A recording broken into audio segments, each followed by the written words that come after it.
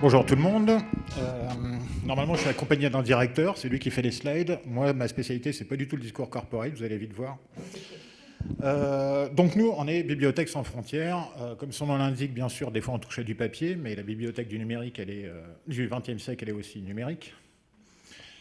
Ça fait 15 ans qu'on existe, quelque chose comme ça. On a fait beaucoup de progrès, hein. Moi, quand je suis arrivé, c'était la Livebox qui faisait routeur, il n'y avait pas de sauvegarde, les trucs étaient faits un petit peu à l'arrache, mais avec beaucoup d'amour.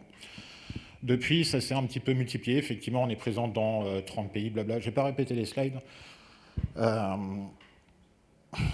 Concrètement, le réfugié au Burundi passe en moyenne 15 ans dans son camp. C'est complètement dingue, hein, mais en fait, dès qu'il en sort, il se fait dézinguer. Donc, c'est des situations, c'est des choses qui ne bougent pas trop. À partir de l'eau, il n'a pas grand-chose à faire. Donc, nous, on pense qu'il faut leur donner des billes pour essayer de développer des choses, se développer eux-mêmes.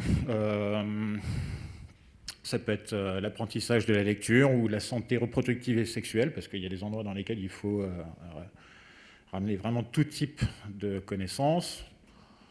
Concrètement, souvent, ça se présente sous la forme de quelques flycases qu'on déploie pour déployer une université pour 80 personnes. On n'est pas là pour tartiner de culture de blanc, bien sûr. On fait ça en appui avec les gens du coin.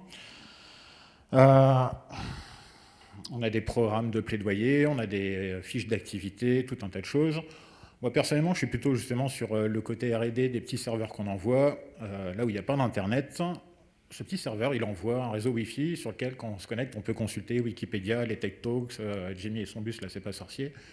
Bref, on fait un truc qui est complètement antinomique, c'est de l'Internet offline. Quand on en parle, même des gros, des AWS, des Orange, etc., ils mettent 2 mois avant de comprendre ce qu'on fait, tous les contraintes auxquelles on s'attaque, etc. Franchement, c'est passionnant. Pour ça, donc, on a tenté plusieurs solutions. On a fait du do-it-yourself à balle, on a pris des produits pré-conçus, mais finalement, là, on est en train de revenir sur un modèle à base de Raspberry Pi enfermé dans un boîtier 3D. Rien de très original là-dessus, mais l'idée, c'est pas de sortir la carrosserie de rêve. Non, non, c'est d'avoir des trucs qui marchent. Le but, c'est de sauver des enfants, pas de se faire plaisir, même si on essaye. On a toute une usine à gaz pour manipuler des tonnes de contenu. On utilise beaucoup Kiwix. Donc Kiwix est un outil qui permet de mettre dans un format des sites web et donc de les fournir en offline, mais pas que. Des documents, des médias, des PDF, tout un tas de choses.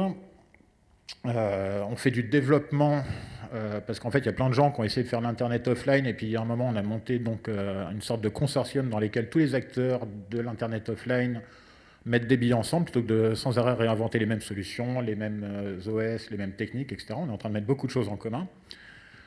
Donc c'est le bon vieux coup de on est un de plus qui essayons de sauver la faim dans le monde, sauf que ce coup-ci on essaie de fédérer un petit peu tout le monde. C'est assez challengeant, bien sûr. Entre autres, l'accès à la connaissance, faudrait une base documentaire pour ça, et c'est pareil, il y a des ressources un petit peu partout, et on voudrait, pour favoriser la diffusion de la connaissance, que tout un chacun soit capable de contribuer à ces ressources pédagogiques, création de contenu, diffusion, voilà. Donc on est en train de monter une sorte de Play Store de la connaissance, de manière à ce que vraiment ce soit ouvert à tout le monde et qu'ensuite ce soit assez simple à diffuser.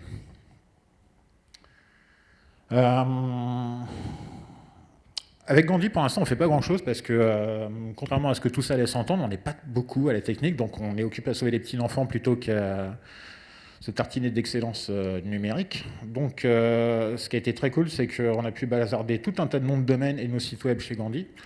Ça m'a évité de continuer à configurer des serveurs web, ça c'est très chouette. Maintenant ils peuvent cliquer dedans, quel beau produit. Et quant au nom de domaine, on est bien content de ne pas les laisser chez cette fameuse aubergeur en 3 lettres là, qui met le chauffage en plein été, on se demande pourquoi.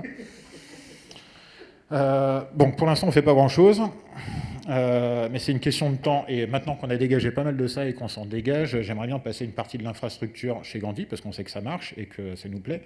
Et aussi les outils de production. Parce qu'on a beau être une ONG associative, on produit de la richesse. Bien sûr, j'avais dit, c'est pas moi qui fais les slides.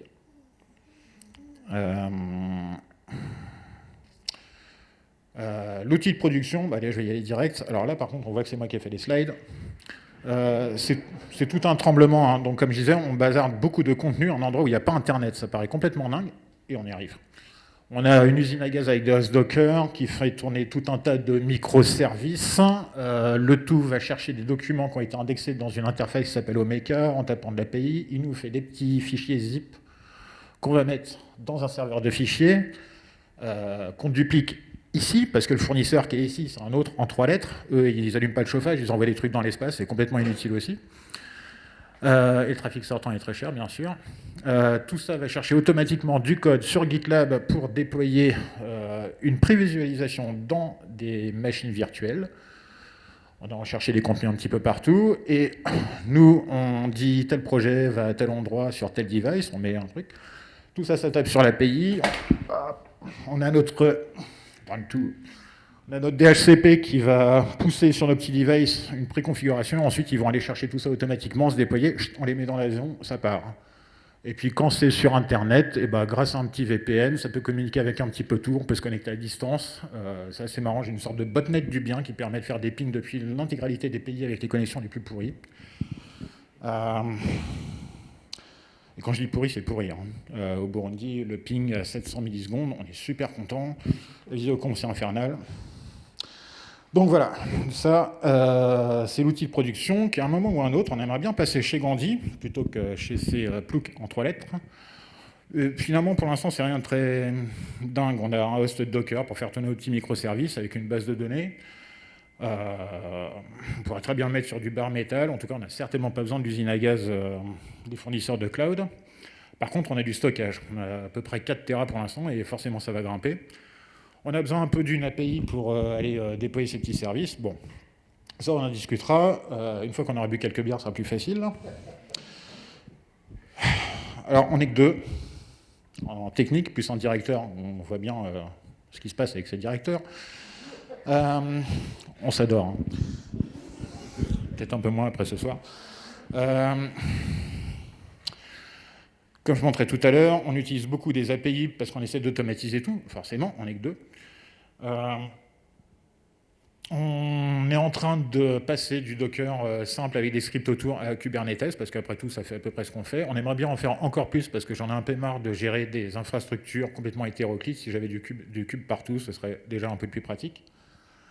Prometheus, je m'adresse à un public plus ou moins technique, mais en vérité, on a pas mal de besoins en termes de analytics, c'est-à-dire ce qu'on fait, c'est bien, on le sait, on aimerait pouvoir mieux le voir, mieux l'affiner, rendre tout ça plus efficace. Donc on aimerait bien avoir tout un tas de visualisations, etc. Et bon, nos petites interfaces sont souvent en Node.js. On est en train de changer de framework. Je ne suis pas un fan de Node, ça pète assez souvent tout seul sans qu'on ait rien fait avant même que ça se build. Par contre, le Python, on adore. C'est génial, incroyable les trucs qu'on arrive à faire avec très peu de lignes de code et très peu... Bon, je l'ai déjà dit. Donc c'est pour ça qu'il y a Python. Voilà. Et sinon, nous, ce qu'on sait faire, donc, c'est l'Internet offline. C'est complètement dingue. Encore une fois, mettre un moment avant de comprendre les enjeux, mais on arrive vraiment à trimballer des gigas et des téras à des endroits où il n'y a pas d'Internet. Nos serveurs et nos devices sont complètement désynchronisés. Quand ils vont chercher une mise à jour, c'est le moment où on a peut-être poussé un truc. Enfin bref, c'est très, très challengeant. Quand il faut intervenir en Éthiopie, il faut faire 300 km de piste. Nos serveurs, bien sûr, on ne peut pas s'y connecter, donc on a tout un tas de trucs à base de Ansible où le serveur, dès qu'il s'allume, il s'auto-répare magiquement. C'est assez dingue. On a vraiment des serveurs qui tournent du feu de Dieu. En fait, on devrait faire ça en prod, là où on a Internet. Très bonne leçon à prendre. Et sinon, encore une fois, on essaie d'automatiser à balle, et on a découvert GitLab, et notre vie a changé. Personnellement, je fais tellement de trucs avec GitLab que même à titre personnel, il y a des choses automatisées. J'en ai absolument pas besoin, mais par contre...